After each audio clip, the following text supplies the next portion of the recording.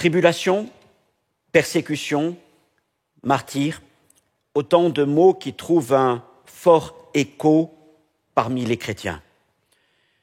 Ils nous rappellent des revues missionnaires, ils nous renvoient peut-être à des livres d'histoire ou à des films.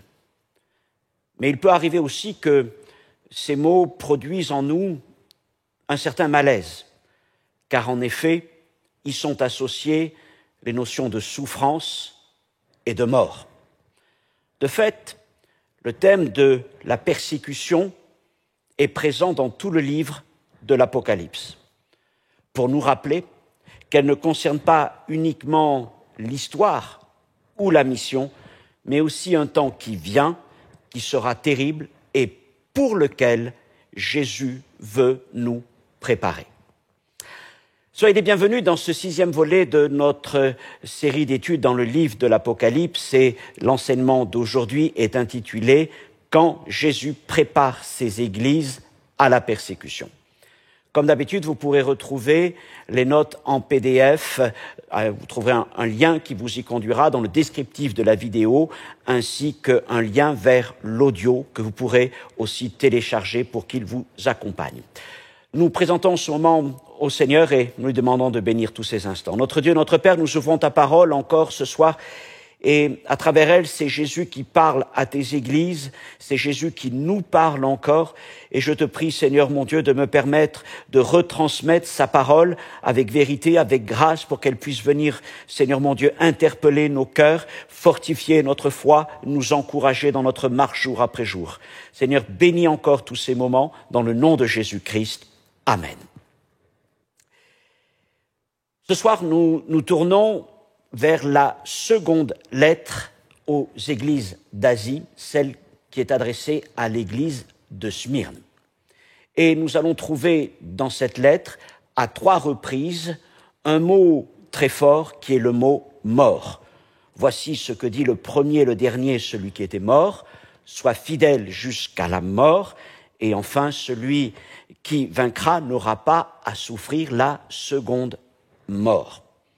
Et ce mot résume la teneur principale de cette lettre adressée à une église souffrante. Mais l'esprit de la lettre n'est pas fataliste.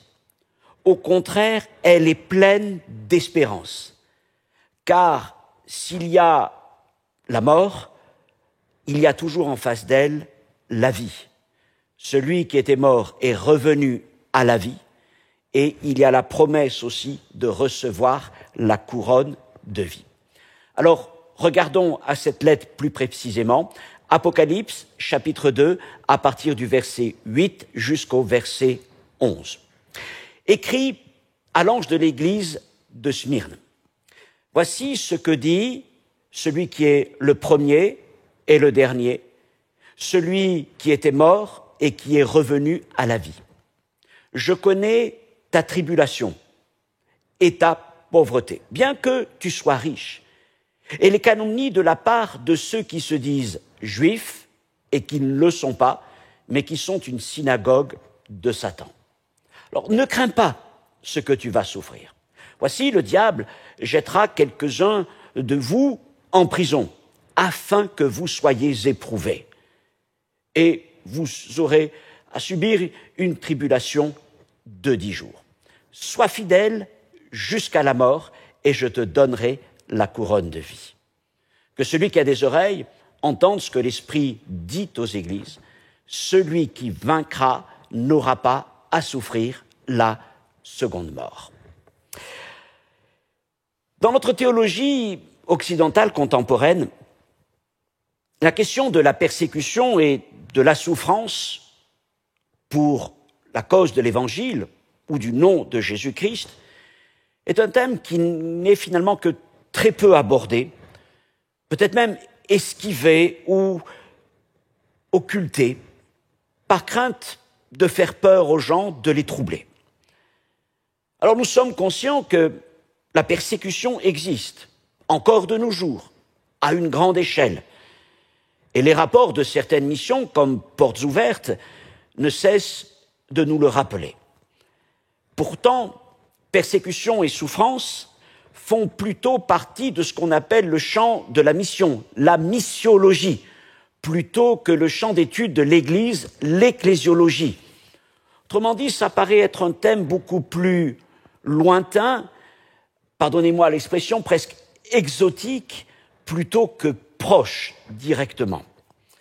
Pourtant, de nombreuses paroles de Jésus et des apôtres font référence au lien entre évangile et persécution.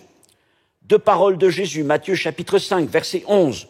« Heureux serez-vous lorsqu'on vous outragera, qu'on vous persécutera et qu'on dira faussement de vous toutes sortes de mal à cause de moi. » Jean 16, 33, encore une parole de Jésus. « Vous aurez des tribulations dans le monde, mais prenez courage, j'ai vaincu le monde. » L'apôtre Paul, dans 2 Thessaloniciens, chapitre 1er, verset 4.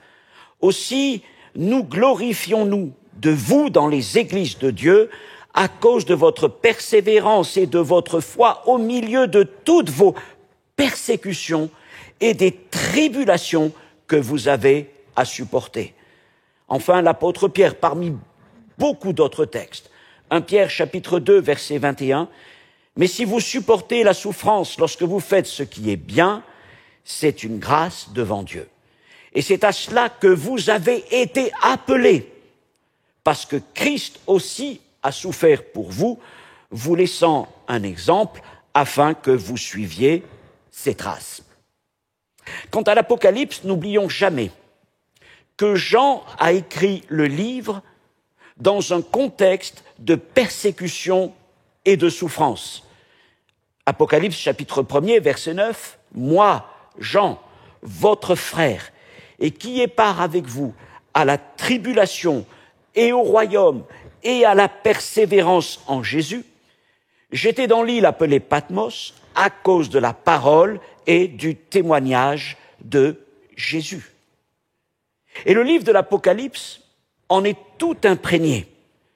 Par exemple, au chapitre 6, verset 9, « Quand il ouvrit le 5e sceau, je vis sous l'autel les âmes de ceux qui avaient été immolés à cause de la parole de Dieu et à cause du témoignage qu'ils avaient rendu. » Plus loin, chapitre 13, verset 7, « Et il lui, la bête, à la bête fut donné de faire la guerre aux saints et de les vaincre. » Chapitre 17, verset 6, « Et je vis cette femme, la grande prostituée, ivre du sang des saints et du sang des témoins de Jésus. Et en la voyant, je fus saisi d'un grand étonnement. » Nous voyons donc que ces notions de souffrance, persécution, tribulation, martyr sont présentes tout au long des Écritures du Nouveau Testament. Et alors que l'esprit de l'Antéchrist ne cesse de monter dans cette génération et atteindre nos pays, nous ne pouvons pas faire l'impasse sur l'enseignement de Jésus concernant la persécution et la souffrance. Soit parce que nous refuserions de faire peur, soit parce que nous nous sommes dit trop longtemps, mais bon, de toute façon, nous n'avons pas à nous faire de soucis pour cela ne nous concerne pas, parce que Jésus sera revenu avant. Alors, je crois que si ces choses ont été consignées, c'est bien parce qu'elles sont là pour nous édifier, pour nous préparer, et nous ne pouvons pas faire comme si elles n'étaient pas écrites pour nous aussi. Premier point de cet enseignement, Jésus connaît les souffrances de ces églises. Alors, comme il le fait pour la plupart des 6 autres églises, Jésus débute cette lettre par ces mots « je connais ». Et la concernant, il identifie 3 choses qu'il connaît à son sujet: sa tribulation, sa pauvreté et les calomnies dont elle est l'objet. Alors, si vous avez des versions anciennes, notamment la Martin ou l'Osterwald, ou si vous consultez la version anglaise King James, vous verrez qu'une autre connaissance est mentionnée en premier lieu, avant même ta tribulation, c'est celle que nous trouvons dans plusieurs autres lettres, je connais tes œuvres. Mais apparemment, tous les manuscrits ne portent pas cette mention et nos Bibles françaises les plus contemporaines ne l'ont pas retenue. Donc, première chose que Jésus connaît, je connais ta tribulation. Alors, le mot grec, traduit par tribulation en français, a un sens assez large. Et d'une manière générale, il signifie oppression. Mais cela va depuis les tracas de la vie quotidienne jusqu'aux actions de violence. Souvent dans le Nouveau Testament, le mot décrit la persécution des croyants liés à leur foi en Jésus-Christ. Et c'est évidemment ce qu'il signifie dans ce contexte. Je connais ta tribulation, tu souffres en quelque sorte pour la cause de mon nom. Et les chrétiens de la ville de Smyrne sont persécutés certainement pour plusieurs raisons. Refusant d'adorer l'empereur de Rome, qui se prétend être Dieu, ils sont considérés comme déloyaux.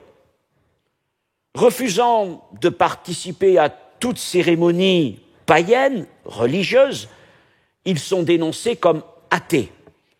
Ne fréquentant ni les temples, ni les thermes, ni les théâtres, ni ne participant aux nombreuses fêtes patronales, ils sont considérés comme antisociaux. Déloyaux, athées, antisociaux, ils deviennent alors l'objet de la vindicte populaire. J'appellerai cette tribulation celle du quotidien. Et c'est en quelque sorte le premier niveau de persécution. Les chrétiens de Smyrne sont haïs et maltraités par leurs concitoyens païens avec de réelles conséquences sociales. La deuxième connaissance que Jésus mentionne, c'est celle de la pauvreté. Je connais ta pauvreté. Et cette pauvreté est une conséquence directe de ces persécutions du quotidien. Alors, dans le Nouveau Testament, il existe deux mots grecs pour pauvreté. L'un signifie posséder le strict nécessaire sans avoir de biens supplémentaires ou de ressources supplémentaires. L'autre signifie, et il va beaucoup plus loin, ne rien posséder du tout au point même d'être réduit à mendier. C'est une pauvreté extrême et c'est ce mot qui est employé par Jésus dans ce texte. À vrai dire, il est d'un emploi très rare dans le Nouveau Testament, puisque en dehors de cette référence ici dans la lettre à l'église de Smyrne, on ne le retrouve qu'à deux autres endroits dans la deuxième aux Corinthiens, chapitre 8, lorsqu'il est parlé de la pauvreté profonde des chrétiens de Macédoine. Certainement, ceux-ci souffraient aussi d'une pauvreté liée aux persécutions du quotidien. J'y reviens dans quelques instants. Alors pourquoi donc ces chrétiens se trouvent-ils dans une telle pauvreté, qu'ils soient à Smyrne, qu'ils soient en Macédoine ou ailleurs encore, je dirais même dans certains endroits de nos jours? Leur foi en Jésus les a marginalisés de la société. Je viens de parler de déloyauté, d'athéisme, de comportement antisocial, autant de choses dont ils sont accusés par leurs compatriotes. Et les conséquences de tout ça, eh bien, c'est que pour les chrétiens, l'accès au travail devient difficile. En effet, on sait qu'à l'époque, pour trouver un emploi, il fallait aussi participer au patronage, c'est-à-dire participer à la dévotion d'une idole, d'un culte païen, etc. Ouais, nous savons aussi que dans certains endroits du monde, pour accéder à tel ou tel emploi, les chrétiens sont obligés de participer à des fêtes païennes et cela les amène parfois à devoir s'exclure du marché de l'emploi. Pour les chrétiens de cette époque, en raison de ces caractérisations, il devient aussi compliqué pour eux de vendre et d'acheter. Ils sont exclus de tout ce système de commerce. Il est aussi possible que leurs ressources aient été pillées lors de violences populaires ou peut-être même confisquées par le gouvernement local.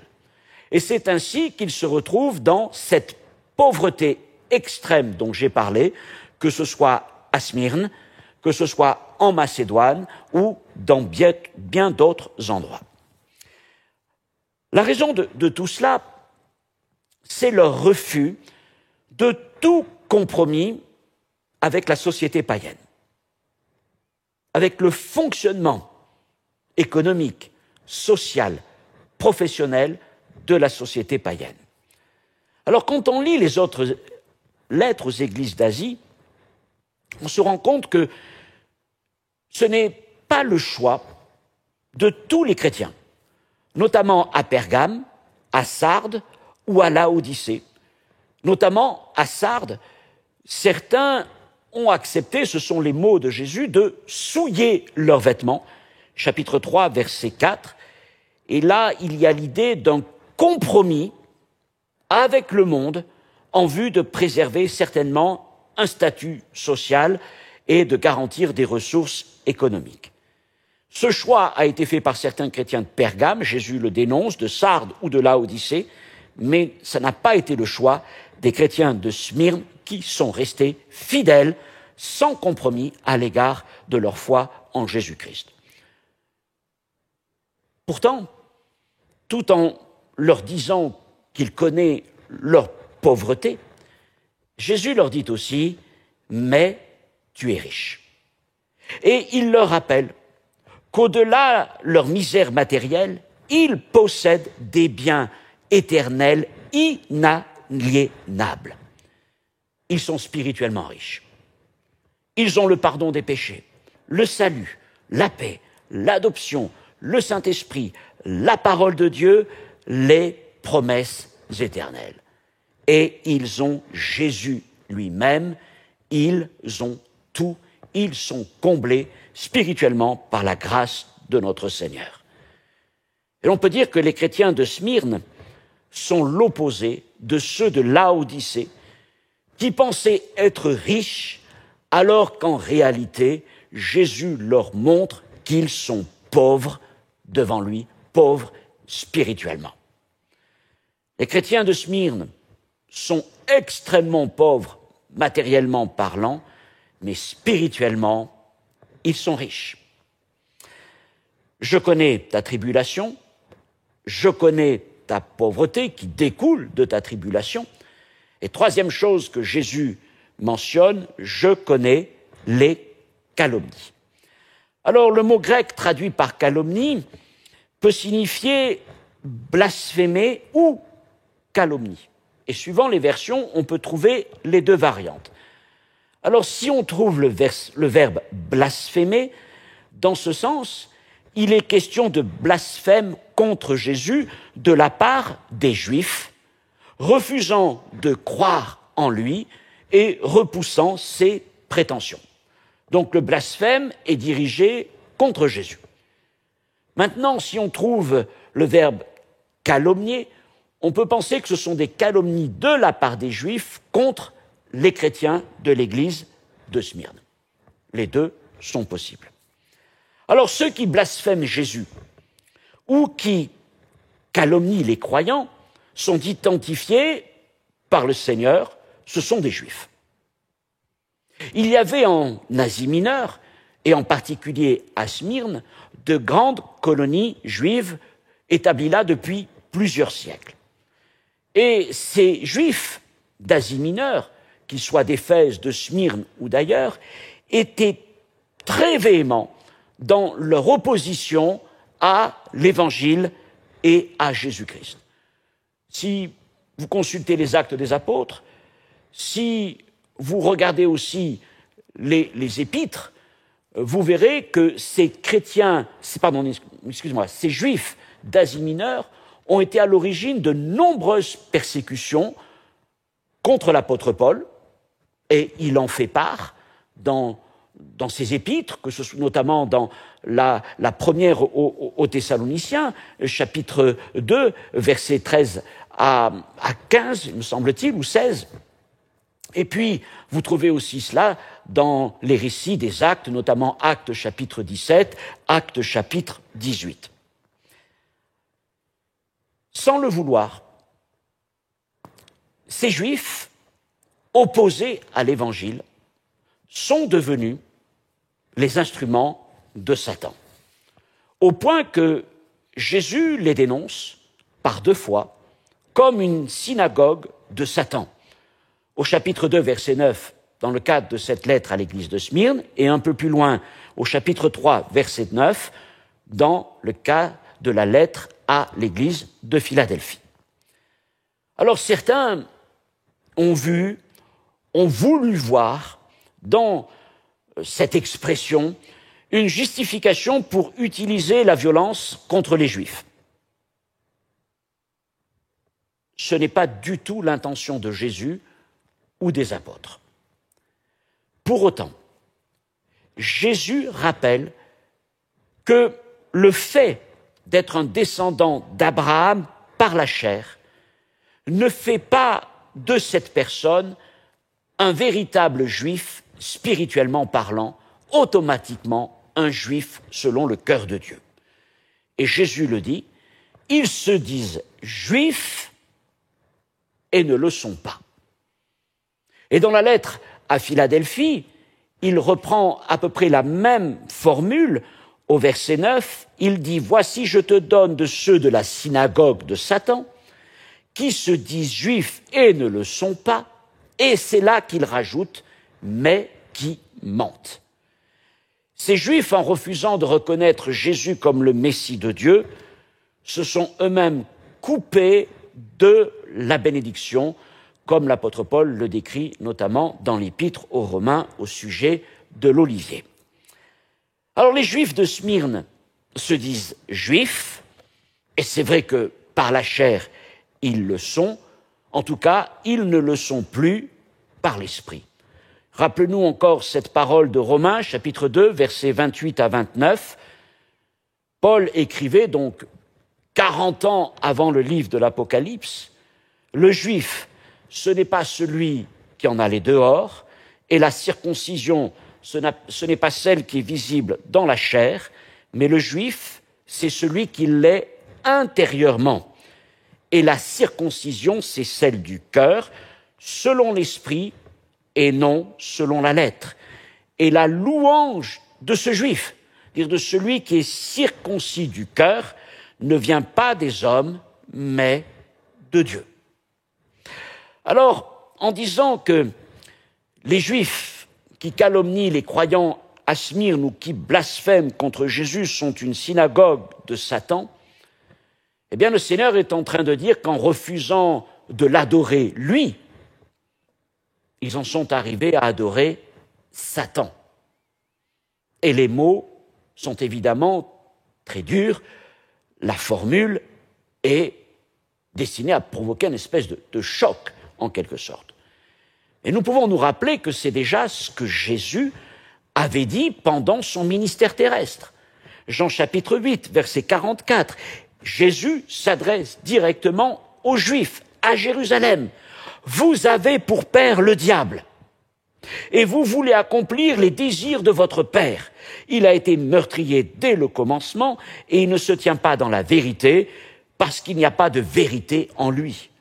Lorsqu'il profère le mensonge, il parle de son propre fond, car il est menteur et le père du mensonge. » Et on voit donc dans ces 2 versets, tous les 2 rédigés par Jean, sous l'inspiration de notre Seigneur Jésus, on voit encore ces notions de diable, de Satan, de meurtrier, mais aussi de menteur. Et donc, il y a vraiment une filiation, en quelque sorte, un lignage entre les 2 passages qui sont pourtant séparés dans le temps. Alors, en utilisant l'expression « une synagogue de Satan », pour décrire les calomnies dont les Juifs accablent les chrétiens, on doit comprendre que Jésus fait maintenant état d'une persécution d'origine religieuse. Après les persécutions populaires, c'est un deuxième niveau de persécution, les persécutions religieuses. Et lorsqu'on se tourne vers la lettre suivante, celle à l'église de Pergame, la troisième, Jésus dit au chapitre 2, verset 13, « Je sais où tu demeures, là est le trône de Satan. » Vous voyez, non plus une synagogue de Satan, mais le trône de Satan. Et en parlant de trône, Jésus évoque certainement un pouvoir politique. Et il fait référence au pouvoir impérial romain dont la ville de Pergame est le centre dans cette province d'Asie mineure. Il est alors question, avec l'église de Pergame, d'une persécution étatique, gouvernementale. Dans le cas de l'église de Pergame, elle est encore limitée, puisqu'il n'est question que de la mort d'une seule personne, Antipas, chapitre 2, verset 13. Mais la suite du livre de l'Apocalypse décrit comment ce trône de Satan va gagner en puissance dans les temps de la fin et devenir le trône de l'Antichrist, jusqu'à livrer un combat généralisé contre les saints et les témoins de Jésus-Christ. Mais dans les deux cas, que ce soit à Smyrne avec la synagogue de Satan ou à Pergame avec le trône de Satan, que ce soit dans le cas de persécution religieuse ou de persécution gouvernementale, Jésus nous montre que celui qui est derrière tout ça, qui est l'instigateur de toutes ces attaques, c'est Satan, le menteur, le calomniateur, le blasphémateur. Et ça nous amène à notre deuxième point. Jésus encourage ses églises face aux persécutions. Alors après avoir assuré l'église de Smyrne qu'il sait ce qu'elle traverse à cause de lui, je connais ta tribulation, je connais ta pauvreté, je connais les calomnies ou les blasphèmes, il leur adresse ensuite un encouragement au milieu de leur persécution. Mais pas forcément dans la forme que les chrétiens de Smyrne pourraient attendre.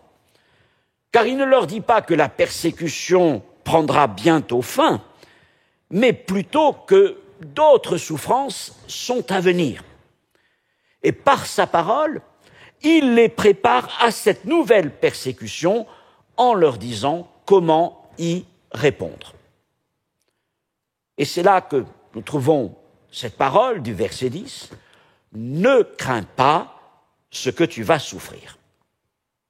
Alors, rares sont ceux qui, face à la souffrance, ne cèdent pas à la peur. Pourtant, Jésus dit de ne pas craindre la souffrance. Mais comment ne pas avoir peur face à la souffrance, et même plus, face à la persécution et face à des choses encore plus violentes? La Bible nous fournit 5 encouragements. Le premier est que Jésus n'ignore rien de tout ce qui nous accable. Chapitre 2, verset 10, il est écrit « Voici, le diable jettera quelques-uns de vous en prison, afin que vous soyez éprouvés, et vous aurez une tribulation de 10 jours. » Il sait donc ce qui vient, et il avertit les chrétiens de Smyrne des choses qui vont arriver. Jésus n'ignore rien de toutes nos souffrances pour la cause de l'Évangile ou pour la cause de son nom. Deuxième chose, Jésus demeure avec nous dans nos souffrances. Alors là, je me tourne vers l'Ancien Testament et vers ce passage que nous connaissons bien et que nous aimons bien, Psaume 23, verset 4, « Quand je marche dans la vallée de l'ombre de la mort, je ne crains aucun mal, car tu es avec moi, ta houlette et ton bâton me rassurent. » Alors nous avons l'habitude de ces mots. Ce sont des paroles magnifiques, mais il est véritable que quand nous sommes dans des situations, des moments sombres de la vie, ces paroles prennent une toute autre dimension. Et David affirme que dans tous les moments difficiles de sa vie, le Seigneur demeure avec lui, à ses côtés. Et il dit, je ne crains aucun mal. Pourquoi? Car tu es avec moi. Et rappelons-nous que non seulement Jésus n'ignore rien, il connaît ce qui nous accable, mais il demeure aussi avec nous dans nos souffrances. Troisième chose, Jésus partage nos souffrances. Il les connaît, il demeure à nos côtés et il partage nos souffrances. Sur le chemin de Damas, rappelez-vous, Jésus arrête Saul de Tarse et lui dit ceci, acte 9, verset 4. « Saul, Saul, pourquoi me persécutes-tu » Et Saul répondit, « Qui es-tu, Seigneur » Et le Seigneur lui dit, « Je suis Jésus que tu persécutes. » Saul persécute l'Église. Il est même dit qu'il ravageait l'Église. Quant à Jésus, il est au ciel. Il est retourné auprès de son Père. Mais le Seigneur s'identifie à son peuple dans les souffrances que Saul lui impose. Il est avec eux dans leurs souffrances. Il est avec nous dans nos souffrances et il partage nos souffrances. Quatrième chose, Jésus fortifie le cœur de ceux qui souffrent pour la cause de l'Évangile. Luc chapitre 12, versets 11 et 12. Voilà encore des paroles du Seigneur. « Quand on vous mènera devant les synagogues, les magistrats et les autorités, ne vous inquiétez pas de la manière dont vous vous défendrez, ni de ce que vous direz, car le Saint-Esprit vous enseignera à l'heure même ce qu'il faudra dire. » 1 Pierre chapitre 4, verset 14. « Si vous êtes outragés pour le nom de Christ, vous êtes heureux parce que l'Esprit de gloire, l'Esprit de Dieu repose sur vous. » Alors face à la persécution, le courage des croyants ne vient pas de leur propre force, de leur propre détermination, mais parce que Jésus accomplit ce qu'il a promis, il est celui qui donne du courage à ceux qui souffrent pour sa cause par son esprit. Alors mes frères et sœurs, vous savez, ce sont des paroles que nous avons pu lire à de nombreuses reprises. Mais encore une fois, lorsque viendront des temps difficiles, et nous devons être prêts à cela, qu'il est bon de se rappeler que ces paroles sont là. Il ne s'agit pas de les lire en disant « Oh, ça ne nous concerne pas. Nous ne sommes pas dans tel ou tel pays, nous ne vivons pas à telle ou telle époque. Nous vivons dans des pays de liberté. » Oui, mais je pense qu'il est bon de s'arrêter, malgré tout, sur ces textes, de les considérer, parce qu'ils sont là pour notre édification, pour notre instruction, pour notre préparation. Alors nous rendons grâce au Seigneur de ce que, dans l'immense majorité des cas, ces textes sont des paroles, oui, dont nous nous souvenons, mais dont nous n'avons pas aujourd'hui à vivre, je veux dire, l'efficacité. Mais heureusement qu'ils sont là. Et pour ceux qui traversent des moments difficiles, ils sont un véritable secours. Et s'il advient un jour que nous devons à notre tour traverser des moments difficiles, comme le dit Jésus dans la lettre à l'église de Philadelphie, quand l'heure de la tentation viendra, eh bien, qu'il est bon alors et qu'il sera bon d'avoir ces textes pour soutenir notre cœur. Je parle encore d'une dernière dimension. Jésus préserve la foi de ses disciples à travers la persécution, excusez-moi. Je rappelle, Jésus n'ignore rien, il connaît ce qui nous accable. Jésus demeure avec nous dans notre souffrance. Troisièmement, Jésus partage nos souffrances. Jésus, quatrièmement, fortifie nos cœurs. Et maintenant, Jésus préserve la foi de ses disciples.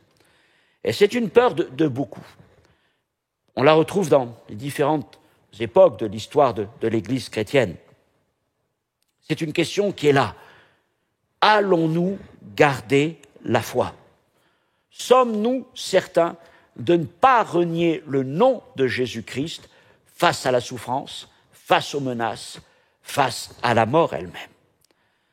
Et je crois alors que, encore une fois, la parole de Dieu vient à notre secours et nous devons garder dans nos cœurs cette parole de Jésus. Luc chapitre 22, versets 31 à 32, s'adressant à Pierre, il lui dit « Simon, Simon, Satan vous a réclamé pour vous cribler comme le froment.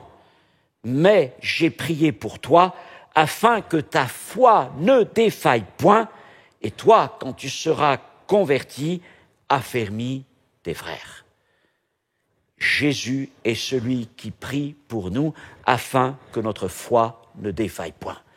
Quand Satan veut nous cribler, quand Satan veut nous faire peur, quand Satan nous menace de mort ou de toute autre chose, eh bien le Seigneur prie afin que notre foi tienne bon. Ce qui n'exclut pas les moments de faiblesse temporaire. Nous ne pouvons pas oublier que celui à qui Jésus vient de dire ces choses est le même qui, dans la nuit qui venait, finit par renier Jésus 3 fois. Et cet homme, c'est Pierre. Et nous savons comment Jésus a relevé Pierre, a sauvé Pierre à ce moment-là et lui a fait grâce. Alors, dans ces choses, nous trouvons de l'équilibre et de l'encouragement. C'est une question qui a traversé à plusieurs reprises l'histoire de l'Église, notamment au IIIe siècle, lorsque sont venus le temps des persécutions les plus féroces qui étaient organisées à partir de Rome à travers tout l'Empire romain. Et notamment, elles ont concerné certains chrétiens qu'on a appelés, c'est le nom latin des lapsi. Les lapsi, ce sont des chrétiens qui, pour éviter d'être envoyés dans les arènes, d'être jetés aux animaux féroces, avaient accepté de sacrifier aux dieux romains. Et en faisant cela, c'était compromis, évidemment. Et certains partisans, on va dire, qui avaient tenu bon dans l'Église, au risque même d'être envoyés dans les arènes, ont ensuite refusé la réintégration de ces chrétiens, de ces lapsi dans les églises, sous prétexte qu'ils avaient failli dans leur foi. Et je pense encore une fois que l'exemple de Pierre est un bon exemple pour nous garder dans l'équilibre.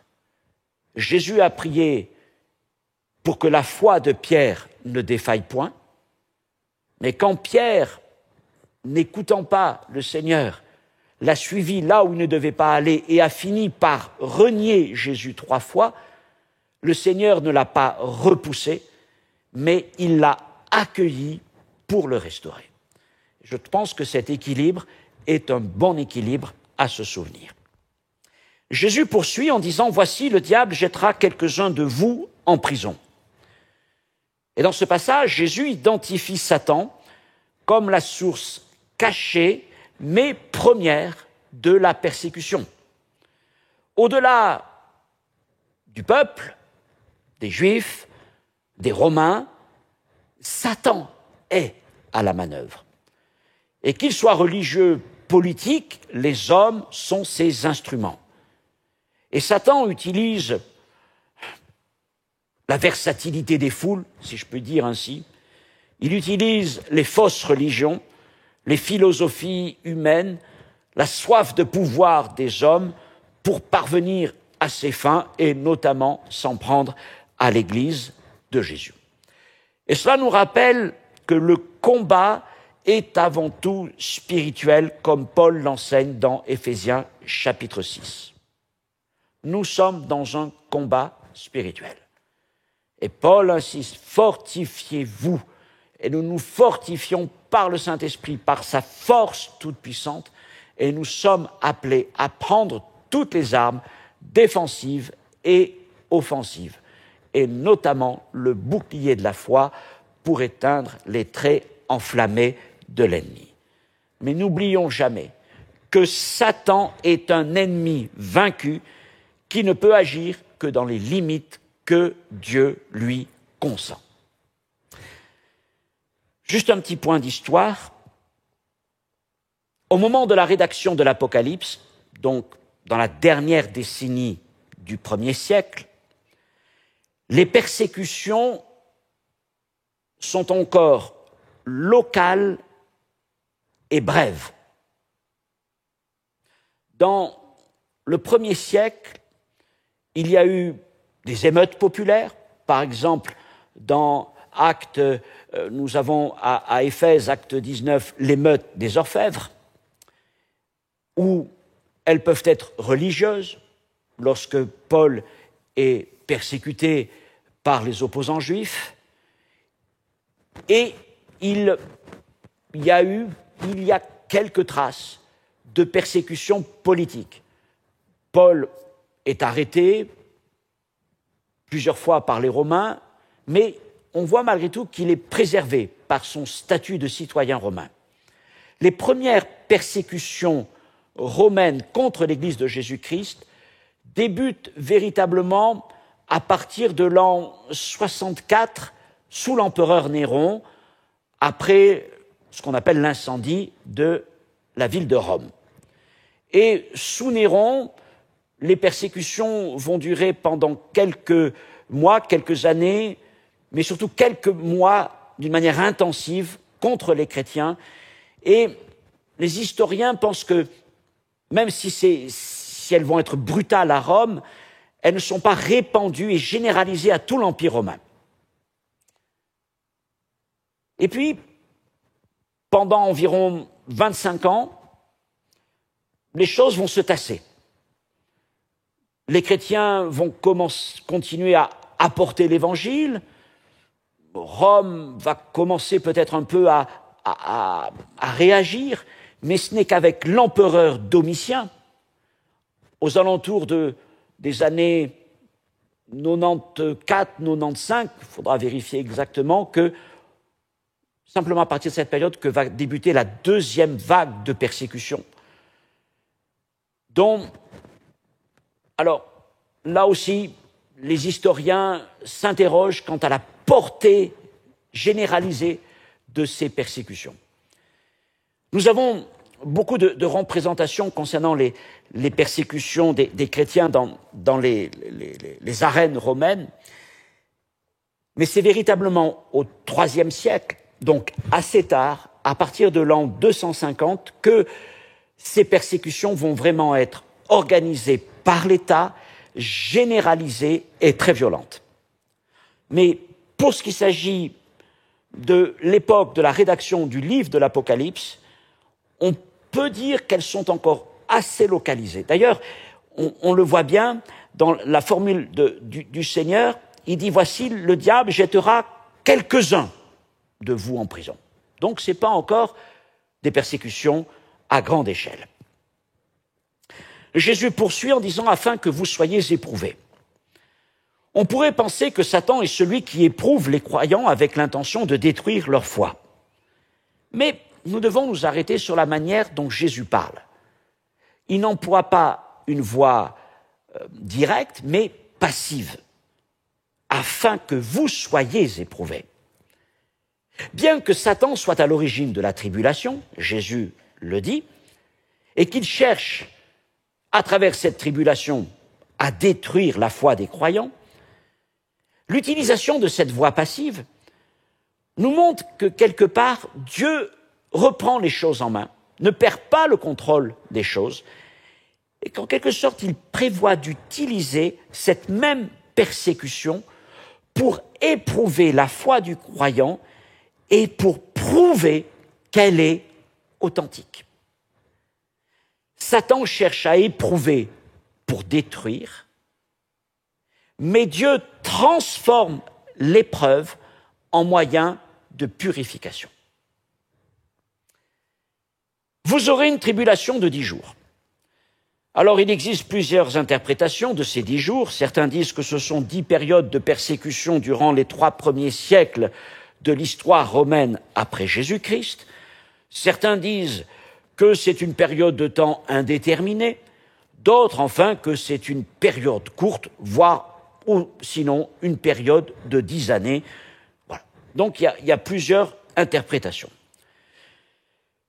L'idée principale dans ces 10 jours, c'est que même si Satan s'emploie à jeter en prison quelques-uns des croyants de l'église de Smyrne, Jésus n'en a pas moins déterminé combien de temps cette période particulière de persécution allait durer, 10 jours, et donc qu'elle est limitée. Elle peut être violente, intense, mais limitée. 10 jours, cela veut dire que Jésus reste au contrôle. Il tient les temps entre ses mains. Et il ne permettra pas que ces chrétiens soient éprouvés une journée de plus que ce qu'il a prévu. Ayant dit ces choses, il encourage encore les chrétiens de Smyrne en leur disant « Sois fidèles jusqu'à la mort ». C'est un message qu'il adresse à toute l'Église. « Sois fidèle, l'Église, sois fidèle jusqu'à la mort et je te donnerai la couronne de vie ». Brièveté, 10 jours, ne signifie pas manque d'intensité. La mort menace certains d'entre eux. Et à l'engagement sans équivoque des chrétiens répond la promesse de Jésus.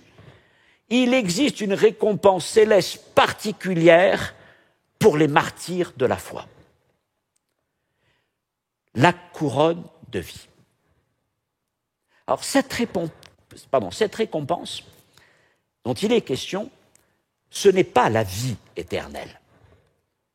Car la vie éternelle ne se gagne ni par nos œuvres, ni même par la fidélité jusque dans la mort, jusque dans le martyre. Mais la vie éternelle est le don gratuit de Dieu pour tous ceux qui croient en Jésus-Christ. La couronne de vie n'est pas la vie éternelle, mais la couronne de vie est la récompense de Dieu, une récompense que Dieu réserve pour ceux qui l'aiment et qui persévèrent fidèlement à travers l'épreuve. Et cette couronne, cette récompense était déjà promise par Jésus tout au commencement de son ministère lorsqu'il prêcha le sermon sur la montagne. Matthieu 5, 10, 12. « Heureux ceux qui sont persécutés pour la justice, car le royaume des cieux est à eux. Heureux serez-vous lorsqu'on vous outragera, qu'on vous persécutera, et qu'on dira faussement de vous toutes sortes de mal à cause de moi. Réjouissez-vous, soyez dans l'allégresse, parce que votre récompense sera grande dans les cieux. Car c'est ainsi qu'on a persécuté les prophètes qui ont été avant vous. » Alors cette récompense, cette couronne de vie, ne signifie pas une position royale ou une autorité sur les autres, mais elle nous parle plutôt d'un bonheur, d'une félicité, d'une joie éternelle dans la vie à venir.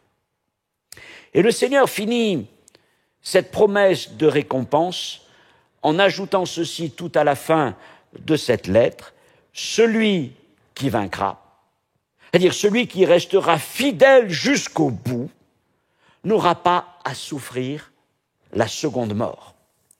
Et cette seconde mort est réservée aux incroyants et aux persécuteurs. Et cette seconde mort, c'est une mort irrévocable. C'est une mort sans espérance. C'est une mort sans fin et séparée pour l'éternité de Dieu. Cette mort, Jésus l'annonce dans Matthieu chapitre 10, verset 28, quand il dit « Ne craignez pas ceux qui tuent le corps et qui ne peuvent tuer l'âme, craignez plutôt celui qui peut faire périr l'âme et le corps dans la géhenne, et c'est là la seconde mort. » En conclusion de cet enseignement et de cette lettre, nous disons que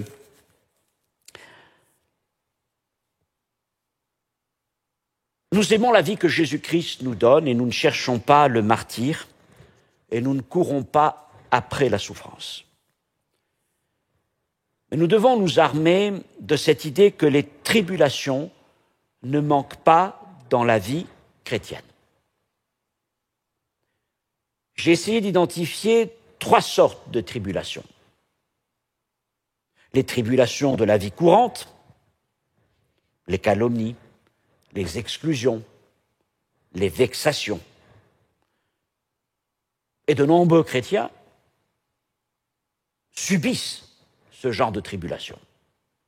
Et il n'y a pas forcément besoin d'aller dans des pays lointains. Mais déjà, dans notre entourage, dans notre vie courante, même dans nos pays occidentaux, nous pouvons subir ce genre de calomnie ou d'exclusion ou de vexation pour raison de notre témoignage chrétien. J'ai parlé aussi de tribulations religieuses. Souvent, elles sont courtes, mais explosives et violentes. Et nous en voyons encore aujourd'hui dans certains pays. Je pourrais citer le Pakistan, l'Inde, où des frères et sœurs dans la foi sont brutalisés, violentés, parfois battus, tués, les églises pillées par toutes sortes de groupes religieux que l'on peut trouver dans ces pays. Et enfin, 3e sorte de persécution, les tribulations politiques. Elles sont beaucoup plus organisées.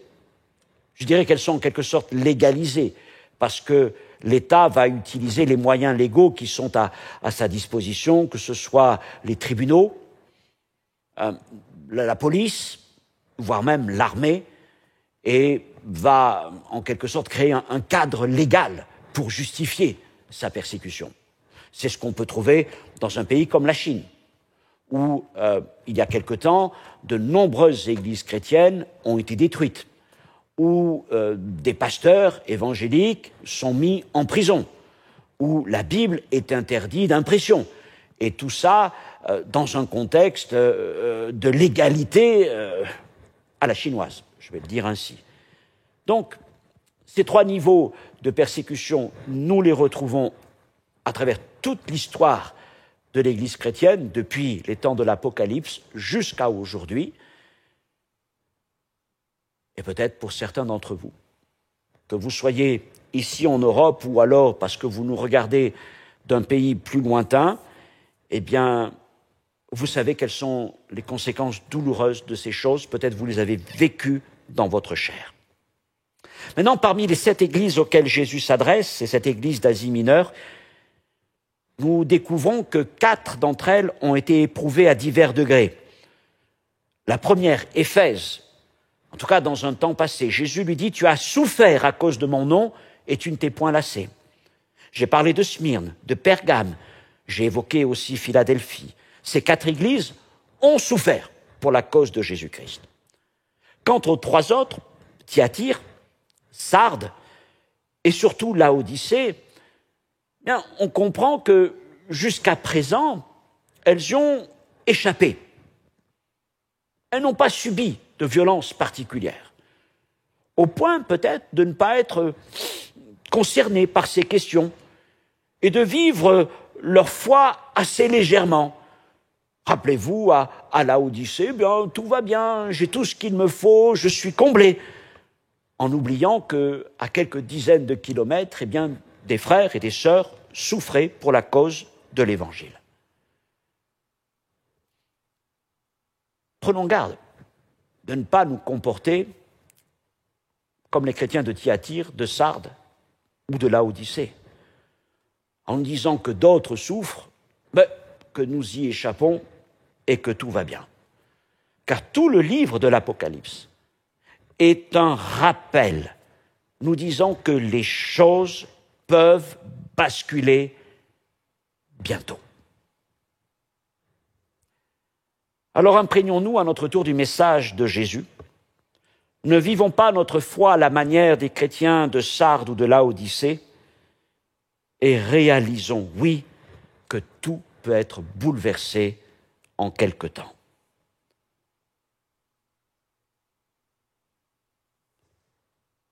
Pour ce qui nous concerne, en nous rappelant notamment de ces 3 sortes de tribulations, veillons à ne pas mettre au même niveau les tracasseries, les vexations dont nous pouvons être l'objet avec les souffrances endurées par de nombreux frères et sœurs encore aujourd'hui dans différents endroits du monde. Alors je vous l'ai dit, c'est vrai que le mot tribulation recouvre l'ensemble des souffrances, depuis des vexations jusqu'à la mort. Mais nous sommes conscients que nous ne souffrons pas de la même manière lorsque on nous vexe que lorsque un chrétien est battu à mort. Mais concernant ces frères et sœurs qui souffrent véritablement jusque dans leur chair pour la cause de Jésus-Christ, les Écritures nous disent de les porter dans nos prières. Hébreux 13.3. Souvenez-vous des prisonniers, comme si vous étiez aussi prisonniers, de ceux qui sont maltraités, comme étant aussi vous-même dans un corps. Colossiens chapitre 4, verset 18, là Paul nous invite à nous souvenir de ceux qui prêchent l'Évangile, jusque parfois à être jetés en prison. C'est le cas, nous le savons, pour des prédicateurs dans des pays comme l'Iran, comme certains pays arabes encore, comme en Corée du Nord, je le mentionnais, la Chine. Et Paul disait, souvenez-vous de mes liens. Il disait cela aux chrétiens de Colosse alors que lui-même était dans les chaînes, que ce soit d'abord à Césarée, puis ensuite à Rome. Et c'est notre devoir, notre responsabilité, particulièrement à nous, chrétiens qui profitons encore de cette liberté, de prier pour ceux qui souffrent, pour la cause de l'Évangile, de prier pour ceux qui sont dans les chaînes et les souffrances pour le nom de Jésus-Christ.